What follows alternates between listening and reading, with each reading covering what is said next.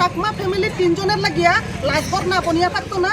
মানুষের ভবিষ্যৎ আছে, মানুষের কার ভবিষ্যৎ আছে। এসডিএম হইয়া হে এরকম কইছে, এসডিএম এ কইছে ভগবান দাসের কাছে গিয়ে আলাপ করো।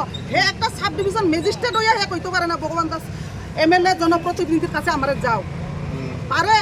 আইনত এতজন মানুষে যেন সই করিয়া কমপ্লেন করছে, এসডিএম এ দেখছে না কাগজ লগে রিসিপ্ট কপি লগে দেখছে না। এসডিএম এ এজন কইলো মাত্র 3 ফ্যামিলির কমপ্লেন, অনত 3 ফ্যামিলি কমপ্লেন না। আপনারাও দেখতেছেন কত ফ্যামিলি এখানে। এসডিএম সাহেব নি কইছে আপনারা এমএলএ সাহেবের লগে দেখা করা এই দেখা করা লাগি কইছে, এ কইছে না দেখা করছেন নি দিলে এসি পাত্তাই দিছে না।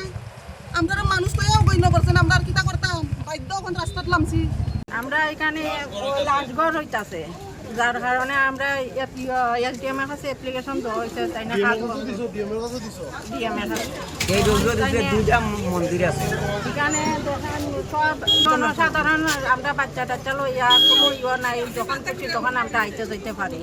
কিন্তু এখন তারা কাজ বন্ধ করবো হয়তো অন্য সাইডে করবো, তারা এখানেই করতেছে আবার আমরা এই কথা করি, যার কারণে আমরা রাস্তা অবরোধ করে রাখি। এখানে রাস্তার পাশে লাশঘর হইতেছে, যেটা এলাকাবাসী এই একটা গুরুত্বপূর্ণ রাস্তা। এখানে প্রচুর ছাত্র আসা যাওয়া করে, পাবলিক একটা গুরুত্বপূর্ণ রাস্তায় পাবলিক সবসময় আসা যাওয়া করে। রাস্তার পাশে লাশঘর হইলে এখানে এলাকার ভগবান পাশাপাশি পাবলিকের যাতায়াতের অসুবিধা হইব, বাচ্চারা স্কুলে যায় তাদের জন্য সমস্যা হইব, বন্ধ হইব। এর জন্য এই প্রতিবাদ।